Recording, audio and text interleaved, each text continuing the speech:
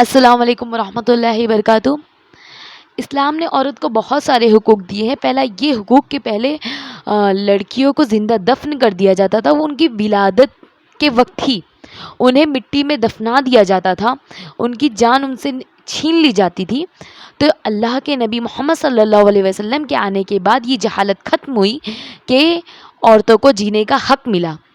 اور دوسرا یہ حق ملا کہ انہیں پردے میں رکھ کے انہیں محفوظ کیا گیا۔ کہتے ہیں نا کہ ہم چار دیواری میں، آج اللہ کے نبی نے حکم دیا ہے چار دیواری میں رہنے کا، تو اس سے ہم محفوظ ہیں، ہم سیف ہیں، ہر چیز سے محفوظ ہیں، ہے نا۔ تو ویسے ہی اللہ کے نبی نے ہم کو محفوظ کیا ہے، اللہ تعالیٰ نے ہم کو محفوظ کیا ہے، اور ایمان کی سب سے اہم شاخ ہے پردہ۔ تو اللہ تعالیٰ، اللہ کے نبی نے جب عورت کو جینے کا حق دیا تو اس کے بعد اس کو اس کے اور بھی حق دیے۔ جب وہ کسی کی بیٹی بنی، اور اللہ کے نبی ارشاد فرماتے ہیں کہ اگر کوئی اپنی بیٹی کی ایسی تربیت کرے کہ وہ نکاح میں تک، مطلب اس کا نکاح کر دے، تو اللہ کے نبی اور وہ قیامت کے دن آپ نے اپنی دونوں انگلیوں کو ملا لیا کہ وہ ایسے رہیں گے، مطلب دونوں انگلیوں کے بیچ درمیان ذرا بھی گیپ رہتا ہے، نہیں رہتا ہے، تو اللہ کے نبی نے اپنی دونوں انگلیوں کو ملا لیا کہ وہ قیامت کے دن ایسے رہیں گے۔ تو سوچو کتنی بڑی بات ہے کہ اللہ کے نبی کے ساتھ رہنا، جس کو اللہ تعالیٰ نے قرآن میں اتنی محبت سے اپنے محبوب کا ذکر کیا، ہم ان کے ساتھ ایسے رہیں گے صرف بیٹی کی تربیت کر کے، ان کا نکاح کرنے پہ۔ اور دوسرا، جب وہ کسی کی بیوی بنی تو اس کے شوہر سے کہا گیا کہ تم اس کے ساتھ حسن سلوک کرو، اسے محبت کرو، اس کی خواہش پوری کرو، اس کی تمنا پوری کرو، اور اس کا خرچ اٹھاؤ، اس کی دیکھ بھال کرو، ہے نا۔ اور جب وہ ماں بنی تو اللہ تعالیٰ نے، رب جہاں نے ماں کو عظمت کمال دی، ماں نے دعا کی تو ہر مصیبت بھی ٹال دی، قرآن نے ماں کی ایسی مثال دی کہ لا کے جنت ماں کے قدموں میں ڈال دی، ہے نا۔ مطلب پوری جنت اللہ تعالیٰ نے اٹھا کے، آج جس جنت کے لیے ہم جیتے ہیں، جس جنت کی ہم طلب رکھتے ہیں اس دنیا میں، وہ جنت آج ہمارے گھر میں موجود ہے۔ لیکن وہ کہتے ہیں نا کہ ملی ہوئی چیز کی قدر نہیں رہتی، تو آج وہی حال ہے میری بہنوں کہ ملی ہوئی چیز کی قدر نہیں ہے۔ جب اللہ تعالیٰ نے کوئی ماں بنی تو اللہ تعالیٰ نے کہا کہ جیسا تم اپنی ماں کے ساتھ حسن سلوک کرو گے ویسا ہی تم کو اجر ملے گا۔ اویس رضی اللہ عنہ جب وہ جنت میں داخل ہوں گے تو اللہ تعالیٰ کہیں گے کہ اویس رک جاؤ، اور اویس کرنی جب پلٹ کر دیکھیں گے تو ان کے پیچھے پورا مجمع رہے گا، اور وہ مطلب جو پورا مجمع جو جہنم کی طرف جا رہا ہوگا، اور اللہ کے نبی ارشاد فرمائیں گے اویس اپنی انگلیوں کو پھیرتا جا، اور جس پر تیری انگلی پڑے گی تیری بدولت ان سب کو میں جنت میں ڈال دوں گا۔ تو اویس کرنی کا کیا عمل تھا؟ ان کا بس یہی عمل تھا کہ انہوں نے ماں کی خدمت کی دل سے، ہے نا۔ تو اس کے بدلے میں اللہ تعالیٰ ان کو جنت میں ڈالیں گے، اور ان کی ہی سفارش پہ کہیں گے اللہ تعالیٰ کہ تو جہاں جہاں انگلی تیری پڑے گی ان سب کو تیری بدولت میں جنت میں ڈالوں گا۔ سوچو کتنی بڑی بات ہے، جو مجمع جہنم کی طرف جا رہا تھا، ہے نا۔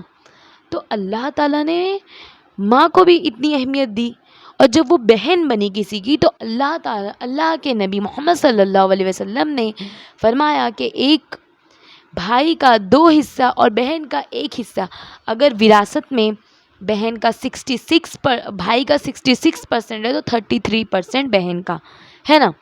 مطلب بھائی کا ڈبل، بہن کا ڈبل بھائی کا حصہ ہے نا۔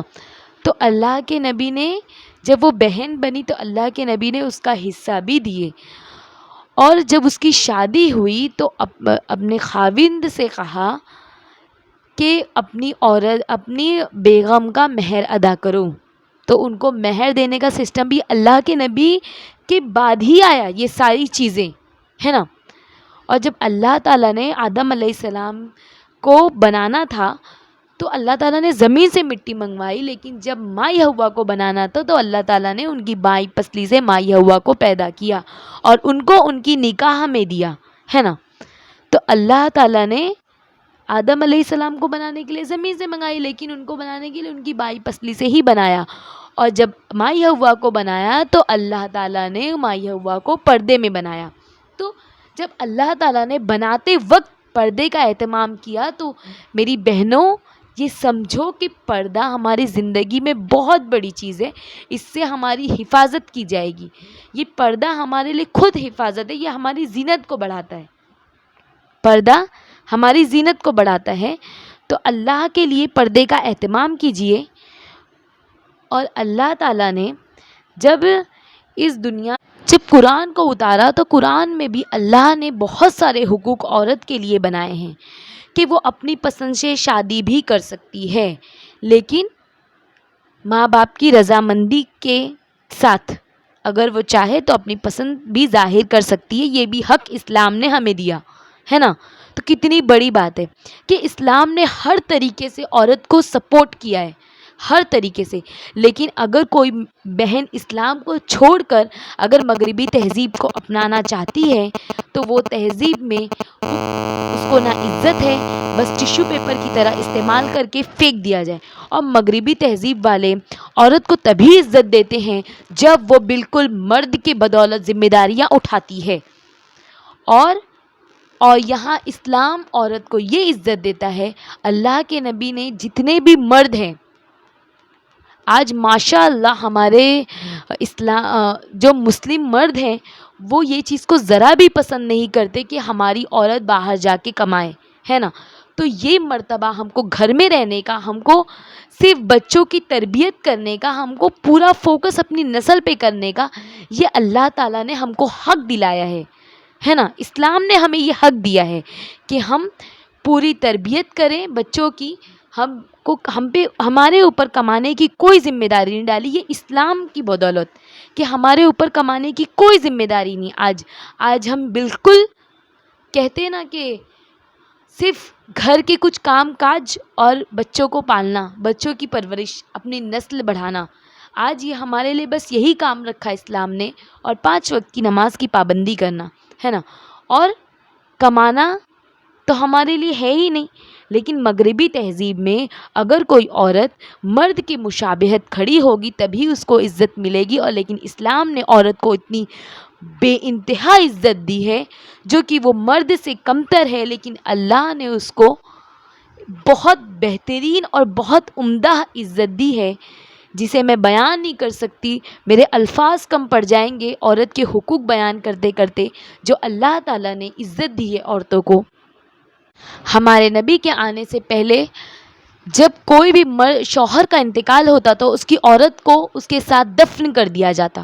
لیکن اللہ کے نبی کے آنے کے بعد یہ جاہلیت بھی ختم ہو گئی. تو یہ اسلام نے ہمیں دیا ہے، ہمیں جینے کا حق، ہمیں رہنے کا طریقہ، ہمیں عزت، ہمیں محبت، یہ سب اسلام نے ہمیں دیے. تو اگر جس کی مرضی وہ اسلام پہ چلے یا جو چھوڑے گا اسلام کو وہ خود بخود خسارے میں رہے گا، ہے نا. نہ اس کو دنیاوی کوئی عزت ملے گی نہ آخرت میں کوئی عزت ملے گی. لیکن جس نے اسلام کو پکڑ کے چلا تو اسلام تو خود کتنے سارے حق دیتا ہے عورت کو. اگر کوئی چاہتا ہے کہ اس کو حق نہیں چاہیے تو وہ اسلام کو چھوڑ کے جا سکتا ہے بے جھجک. ہر طرف سے اس کی ناکامیابی ہے اسلام کو چھوڑنے پہ. لیکن اللہ تعالیٰ نے یہ حق دیا. اتنا عزت، اتنا حقوق، اتنی محبت ہمیں اسلام کے ذریعے ملی ہے. تو میری بہنوں یہ اسلام کو زندہ کرو اپنے گھروں میں تعلیم کے ذریعے. السلام علیکم ورحمۃ اللہ وبرکاتہ.